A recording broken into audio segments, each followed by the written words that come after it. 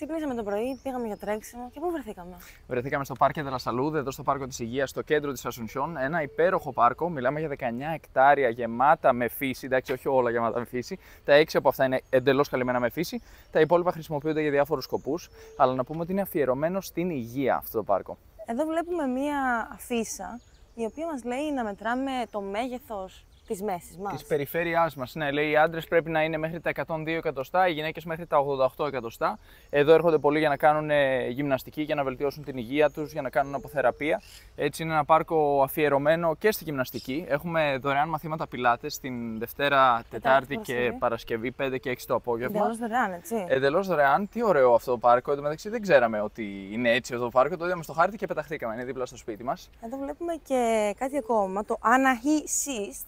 Αναπαριστά αξίες και αρετές, πολύ χρήσιμες για τον άνθρωπο και άμα το παρατηρήσεις θα τις παρατηρήσεις και εσύ. Ναι, λέει ότι κατά κάποιο τρόπο ανακλά τέλος πάντων την ανθρώπινη υπόσταση. Τώρα δεν ξέρουμε πολύ από πίσω τι υπάρχει εδώ στην κουλτούρα που φαντάζομαι έρχεται από τους γηγενείς αυτό το αναχή τέλος πάντων. Εμείς όμως θα απολαύσουμε αυτό το υπέροχο μέρος το οποίο είναι πραγματικά μέσα στην πυκνή βλάστηση παντού. Αυτό το ζωάκι λέγεται αρμαντίλο.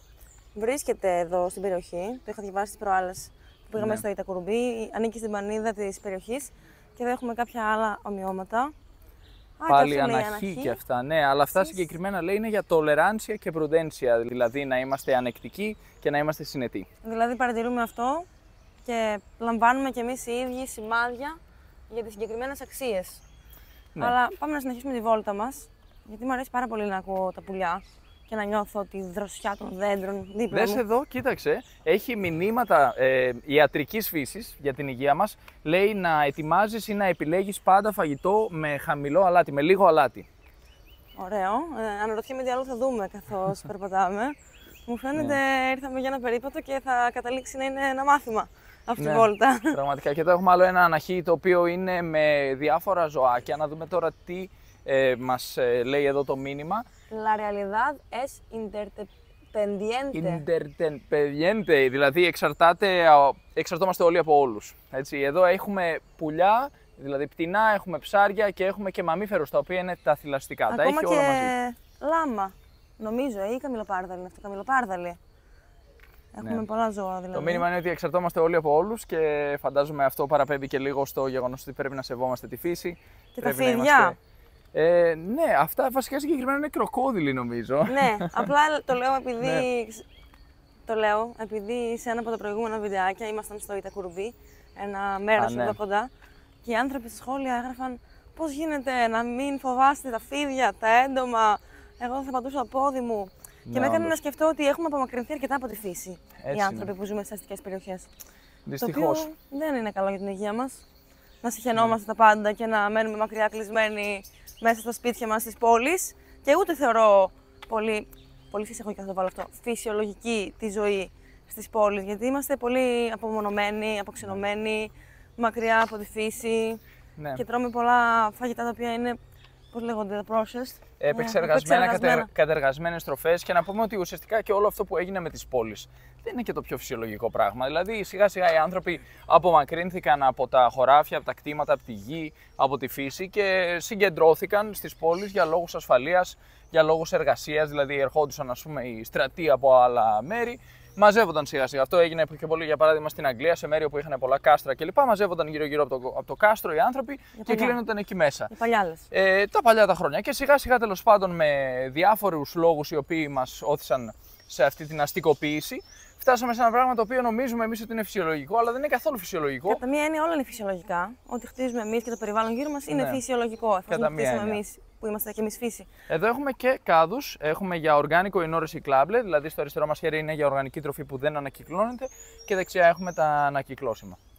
Αυτή η φύση πάντως μου θυμίζει διάφορα μέρη που έχουμε επισκεφτεί στη Βραζιλία.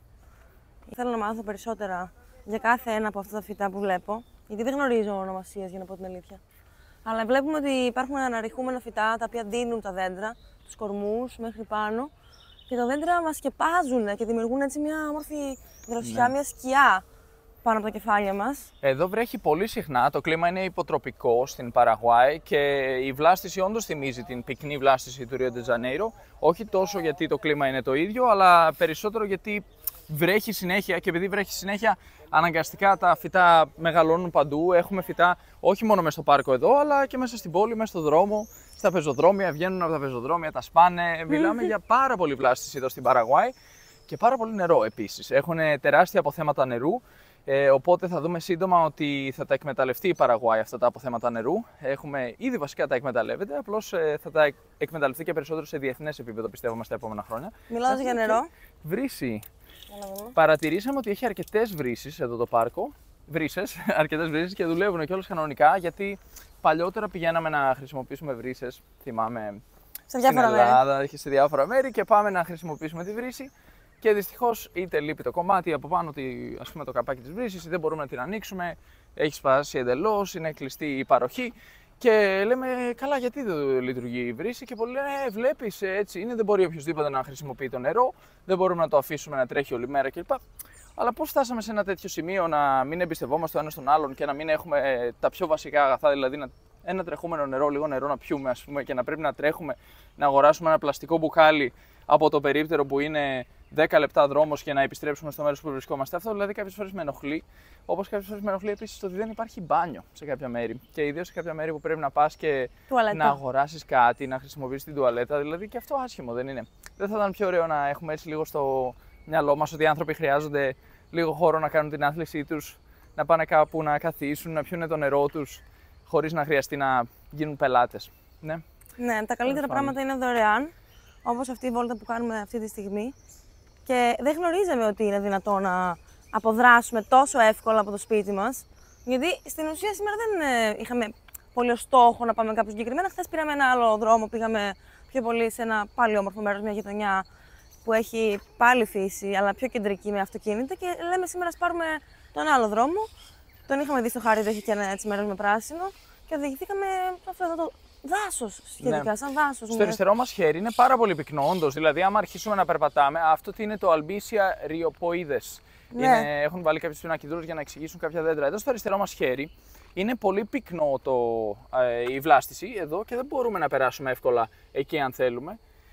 Θα χαθούμε, δηλαδή πραγματικά δεν θα μπορέσουμε να περάσουμε. Είναι απροσπέλαστη η φύση. Προφανώς έχουν δημιουργήσει και αυτά τα δρομάκια εδώ για να μπορεί ο κόσμος να περνάει με το ποδήλατό του ή με τα πόδια. Βλέπω ότι υπάρχει και σήμανση για τα μέτρα, σε ποιο σημείο βρισκόμαστε του μονοπατιού. Προηγουμένως έλεγε 1000 πριν 100 μέτρα και τώρα λέει 900. Να πούμε ότι είναι ιδιωτικό το πάρκο.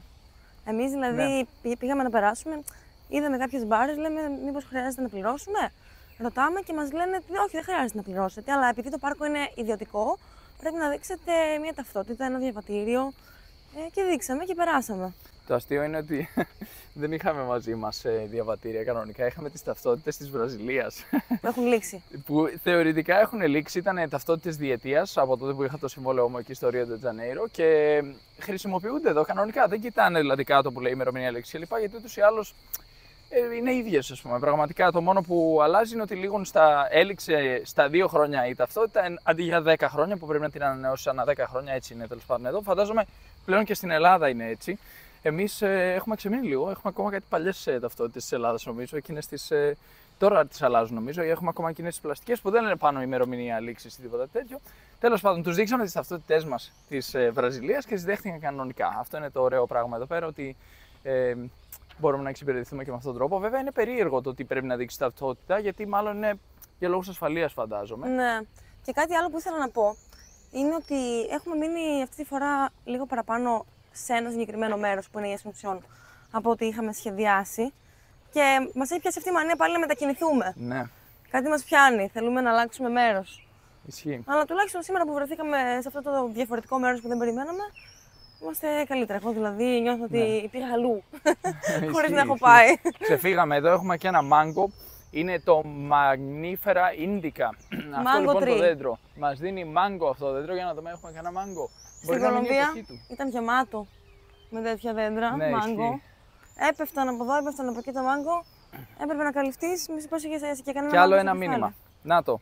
Να ελέγχεις την υγεία σου ετησίως για να μπορέσεις να απολαύσεις περισσότερα ή πολλά τέλος πάντων χρόνια ζωής. Ναι, αλλά θα σου πει ο άλλος, θα σου πει κάποιος. Εγώ δεν θέλω να ζήσω τη ζωή μου μέχρι τα 90, αλλά να ζω μίζερα. Θέλω να τη ζήσω μέχρι τα 50, αλλά να διασκεδάζω, να πίνω, να τρώω χάμπουργκερ κάθε μέρα, να κάνω οτιδήποτε μου έρθει στο κεφάλι, να οδηγώ γρήγορα χωρίς ζώνη. Γιατί μία είναι η ζωή και άμα δεν τη ζήσεις έντονα, τι θα έχεις να θυμάσαι.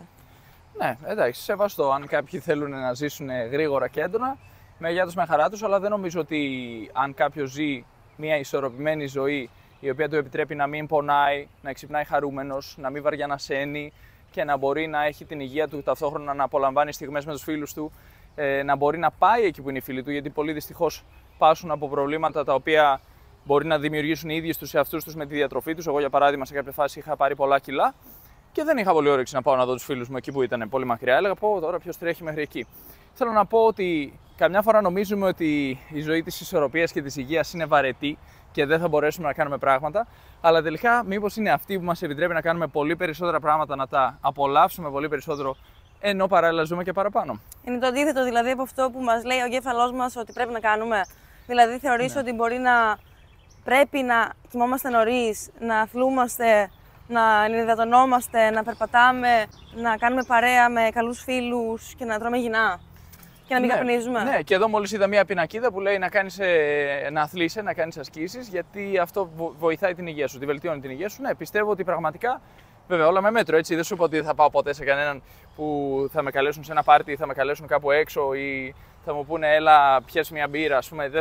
Δεν είναι ότι θα σου πω, ξέρεις τι, όχι ποτέ, εγώ θα πάω για ύπνο 8 η ώρα το βράδυ και δεν θα βγω ποτέ, δεν θα δω ποτέ κανέναν, δεν θα έρθω στο πάρτι σου, γιατί το σημαντικό για μένα είναι η υγεία μου. Απλώς χρειάζεται και ένα μέτρο, έτσι. Δηλαδή, πάνε μέτρον άριστον δηλαδή. Ναι, θεωρώ για παράδειγμα ότι το κάπνισμα είναι μια πολύ κακή συνήθεια που είναι άκρως εθιστική και δεν σου προσφέρει κάτι, ενώ παράλληλα βλάπτει τόσο την υγεία σου όσο την υγεία των γύρων σου, των ανθρώπων γύρω σου. Μα θα σου πει ο άλλος δεν τη βλάπτεις άμα είσαι έξω, τον γύρο σου. Αυτά πλέον τα γνωρίζουμε. Δεν χρειάζεται να μπούμε σε μια συζήτηση για να αποδείξουμε. Όχι, το λέω γιατί για να προλάβω κάποιους ανθρώπους οι οποίοι λένε αυτό ακριβώς. Πιστεύουν ότι δεν βλάπτεται η υγεία άλλων ανθρώπων, διότι δεν βρίσκονται σε κλειστό χώρο, βρίσκονται σε ανοιχτό χώρο. Είναι γνωστό ότι είναι πολύ βλαπτικό. Είναι πολύ βλαπτικό και σε χώρους εξωτερικούς κλπ. Απλώς αυτό που θέλω να πω είναι ότι πολλές φορές κάνουμε πράγματα τα οποία μας οδηγούν σε ένα αποτέλεσμα το οποίο μπορεί να μην αποφέρει σχεδόν τίποτα θετικό και να είναι μόνο αρνητικά τα πράγματα και πέφτουμε λίγο σε μια απορροφητική κατάσταση και δεν μπορούμε να ξεφύγουμε. Καμιά φορά ξεφεύγουμε με πολλές απόψεις, μπορεί να ξεφύγουμε και να πίνουμε πολύ, μπορεί να ξεφύγουμε να τρώμε πολύ. Το σημαντικό είναι να έχουμε έναν τρόπο μέσα στο μυαλό μας να επιδιώκουμε να επαναφέρουμε τον εαυτό μας σε ένα μέτρο. Γι' αυτό σημαντικό είναι να έχουμε και ανθρώπους που μας αγαπάνε, ανθρώπους που έχουν σημασία για μας γύρω μας, για να μπορούμε να έχουμε και ένα κίνητρο. Νομίζω ότι οι άλλοι πολύ συχνά είναι αυτοί που μας δίνουν το κίνητρο. Συχνά οι γονείς και οι άνθρωποι που έχουν παιδιά ή κάποιον που εξαρτάται άμεσα από αυτούς έχουν αυτό το κίνητρο. Είναι σημαντικό για αυτούς να είναι σε κατάσταση να μπορούν να φροντίσουν αυτόν τον άνθρωπο. Ενώ στην περίπτωση που έχουμε ανθρώπους που μας αγαπάνε και μας εκτιμάνε και θέλουμε να είμαστε μαζί, θα μας υπενθυμίσουν ότι έχουμε παραστρατήσει λίγο και πρέπει να μπούμε πάλι στον σωστό δρόμο. Και είναι καλό να έχουμε λοιπόν αυτό το κίνητρο, να είμαστε αλληλοεξαρτούμενοι. Όπως έλεγε προηγουμένως και εκείνη η πινακίδα, η αναχή που είδαμε, όλο το σύμπαν και το περιβάλλον, ουσιαστικά όλοι εξαρτώμαστε ένας από τον άλλον. Και νομίζω ότι μέσα από την αλληλοεξάρτηση μπορούμε να ξεφύγουμε από την εξάρτηση στις ουσίες και στις διάφορες άσχημες συνήθειες που αναπτύσσουμε συχνά οι άνθρωποι. Και νομίζω ότι γι' αυτό πολύ συχνά πλέον έχουμε αυτές τις άσχημες συνήθειες, γιατί έχουμε χάσει την επαφή και τη σχέση ο ένας από τον άλλον. Εξαρτώμαστε άμεσα ο ένας από τον άλλον και νομίζω ότι πρέπει να βγούμε από το σπίτι μας, να βγούμε έξω, να κάνουμε φιλίες και σχέσεις και να ζήσουμε εμπειρίες. Αντί να καθόμαστε στο σπίτι μας και να ανοίγουμε τη τηλεόραση και να θεωρούμε ότι το φυσικό είναι να καθόμαστε και να τρώμε πατατάκια και γαριδάκια βλέποντας τηλεόραση και πίνοντας κοκακόλα, αντί να βγούμε να κάνουμε ένα περίπατο, να βγούμε στη φύση και να μην φοβόμαστε ότι θα πετύχουμε και κάνα φιδάκι στη φύση, γιατί μέσα στο παιχνίδι είναι και αυτά. Άμα δεν πετύχουμε το φιδάκι, νομίζω ότι είναι και δείγμα ότι δεν έχουμε βγει και ποτέ από το σπίτι μας. Βέβαια, το λέω αυτό, δεν είχα πετύχει και ποτέ φίδι εγώ στη ζωή μου μέχρι πρότινος. Τελικά στην Ελλάδα το πετύχαμε το πρώτο μας φίδι. Στην Ρωσία. Εγώ έχω πετύχει πολλές φορές. Εγώ προσωπικά ήταν η πρώτη μου φορά. Έπαθα σοκ που πέτυχα. Όσον αφορά αυτό που λέει ο Κωνσταντίνος, θα πω ότι δεν πρέπει να νομίζουμε ότι είμαστε αλληλοεξαρτούμενοι. Είμαστε, θέλοντας ή μη, είμαστε. Αλλά πιστεύω ότι πρέπει να βρίσκουμε το κίνητρο μέσα μας και όχι απαραίτητα για κάποιον άλλον. Δηλαδή, ο μόνος τρόπος για να αλλάξουμε συνήθειες είναι να αναθεωρήσουμε αυτό που κάνουμε, τι μας προσφέρει και να αλλάξουμε τη ρουτίνα μας. Γιατί η δύναμη της συνήθειας είναι πάρα πολύ δυνατή. Και δεν γίνεται μετά από τόσα χρόνια που έχουμε συνηθίσει να τρώμε κάτι συγκεκριμένο, να ξυπνάμε μια συγκεκριμένη ώρα, να κοιμόμαστε μια συγκεκριμένη ώρα. Είναι πάρα πολύ δύσκολο να το αλλάξουμε αν δεν το κάνουμε συνειδητά. Και ο τρόπος για να το κάνουμε συνειδητά είναι να πάρουμε μια συνειδητή απόφαση, να γράψουμε τα βήματα και τι ώρα πρέπει να κάνουμε το κάθε τι την επόμενη μέρα και σιγά σιγά να βρούμε έναν τρόπο να το ακολουθήσουμε, είτε να ζητήσουμε βοήθεια από κάποιον ειδικό, κάποιον προπονητή, κάποιον ψυχολόγο, κάποιον διατροφολόγο, να κάνουμε μια έρευνα, να βρούμε κίνητρο ίσως ακούγοντας ιστορίες άλλων ανθρώπων που έχουν καταφέρει αυτό που θέλουμε να πετύχουμε κι εμείς οι ίδιοι. Γιατί μόλις ακούμε ότι κάποιος το έκανε και τον τρόπο που το έκανε, μέσα μας κάτι ξυπνάει και λέμε «Α, κι εγώ μπορώ να το κάνω». Άμα δεν δούμε ποτέ να κάνει κάποιος αυτό που θέλουμε κι εμείς να κάνουμε, τότε θολώνουν λίγο τα νερά. Λέμε, άρα δεν γίνεται. Είναι σημαντικό να έχουμε λόγο για να κάνουμε τα πράγματα που κάνουμε, όπως είπες, το κίνητρο. Και για μένα αυτός ο λόγος συνήθως έρχεται από τις εμπειρίες που μπορώ να ζήσω. Όταν ξυπνάω και ξέρω ότι έχω έντονα πράγματα σχεδιασμένα για την ημέρα, έχω πράγματα να κάνω, αυτό είναι που θα με κάνει να σηκωθώ από το κρεβάτι και να πάω να τα κάνω.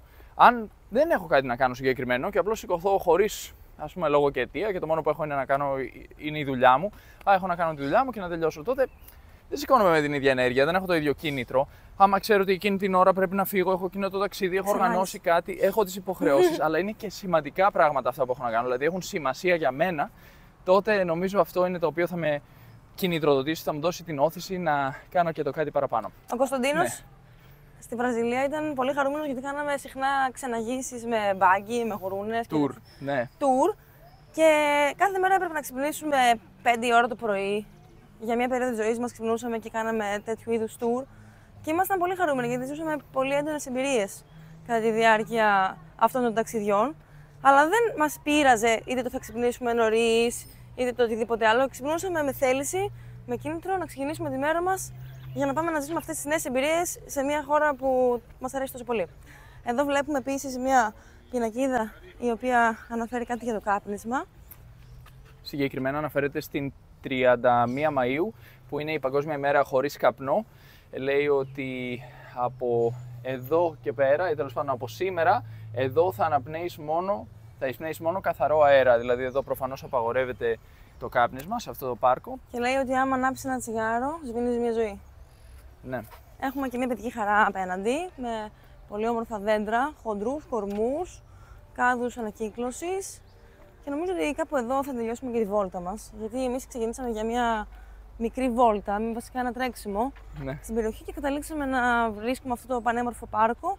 Και θελήσαμε βέβαια να μοιραστούμε αυτές τις όμορφες εικόνες μαζί σας. Για να πούμε κιόλας ότι είναι πολύ σημαντικό να έχουμε χώρους πρασίνου μέσα σε μια πόλη, μέσα σε μια πρωτεύουσα, που μπορούν να έρθουν όλοι να αποδράσουν εδώ, να αθληθούν, να διαβάσουν το βιβλίο τους, να ακούσουν τη μουσική τους. Αυτό το δέντρο είναι το πάλο μποράτσο, το θυμάσαι? Ναι, το μεθυσμένο ξύλο.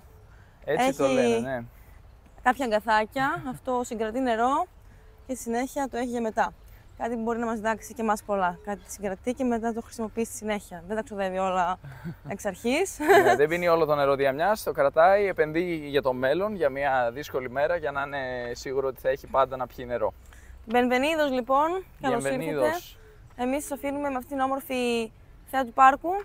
Ναι, γεια σας παιδιά, καλή συνέχεια. Τα λέμε στο επόμενο βίντεο. Γεια!